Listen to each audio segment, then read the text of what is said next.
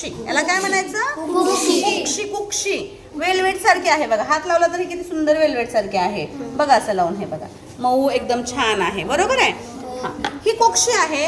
कुक्षी कशावर असते तर कुक्षीला एक खाली आधार असतो, त्याला कुक्षी व्रंत म्हणायचं. काय म्हणायचं? कुक्षी व्रंत म्हणायचं. ह्या कुक्षीच्या खाली जे हे आहे त्याला काय म्हणायचं? कुक्षी व्रंत. आलं लक्षात? आता इथं माझ्याकडे हे परागकोश आहेत पिवळ्या रंगाचे. दिसायलेत का हे? किती सुंदर आहेत पिवळ्या रंगाचे परागकोश आहेत. आणि हे परागकोश सुद्धा इथं छोट्या छोट्या रेषावर आहेत की नाही, हे त्याला म्हणायचं व्रंत. काय म्हणायचं? मग आता या वनस्पतीचे दोन महत्वाचे भाग आहेत, ते म्हणजे पुमंग आणि दुसरं म्हणजे जायांग. पुमंग म्हणजे काय? वनस्पतीच्या या फुलामध्ये जे पुयुग्मक किंवा पुरुष गुणाचे जे गुणधर्माचे जे भाग असतात त्याला पुयुग्मक म्हणायचं. तर हे जे आहेत की नाही परागकोश, हे पुयुग्मक आहे.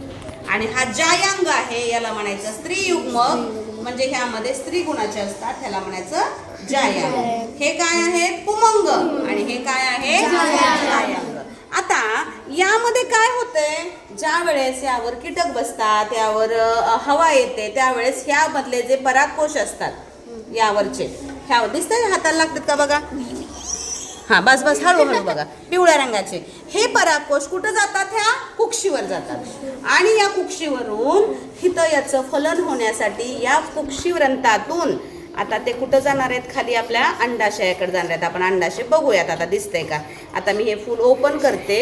आता इथं एक अंडाशय बघायचं असेल तर इथं एक ट्यूब सारखं स्ट्रक्चर असतं बघा आतमध्ये. दाखवते मी तुम्हाला. कुक्षीच्या खाली हे बघा दिसते बघा, ही लाईन पूर्ण आहे. हे बघा दिसली ही लाईन. हे ट्यूब लाईक स्ट्रक्चर कुठे जाणार आहे आता? आपला अंडाशयाकडे. आता अंडाशय तुम्हाला दाखवते ह्या फुलाचं कुठं आहे. हे पूर्ण मी फुलच्या आपल्या पाकळ्या काढल्या. तर आता आपल्याला काय दिसणार आहे? अंडाशय. हे माझे कुक्षी आणि आता अंडाशय फक्त राहिले इथं. हे आपण काढूयात खालचे आपले निदलपुंज सुद्धा. आता काय राहिलं माझ्याकडे? फक्त अंडाशय नाही. तर आपल्याकडे दोन भाग आहेत. ही आहे कुक्षी. कुक्षीची ही मधली व्रंत आणि यामध्ये खाली अंडाशय आहे. यामध्ये बीज असतात. दाखवते.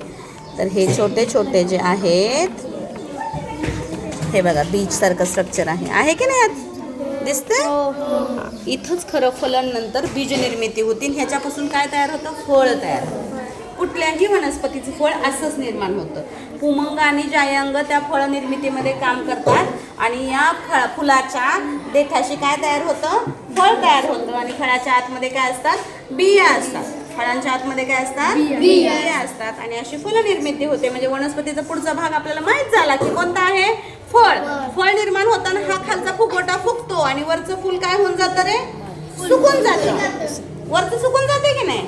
ह्याला तुम्हाला बघायचं असेल तर पेरू आठवा. पेरू. तर पेरू मध्ये काय होते? खाली पेरू हळूहळू मोठं होते, वरचं फुल सुकतंय. आणि सगळ्यात शेवटी त्या फुलाचा थोडासा भाग राहतोय बघा देठाच्या पेरूच्या वरच्या बाजूला. म्हणजे अशा प्रकारे फल निर्मिती होती आणि त्यामध्ये बीज निर्मिती होती. समजलं सगळ्यांना? काय बघितलं आपण? फुलांचे विविध भाग बघितले. फुलांचे भाग काय बघितले? फुलांचे भाग. तर आपल्याला सगळ्यांना समजलेलं आहे.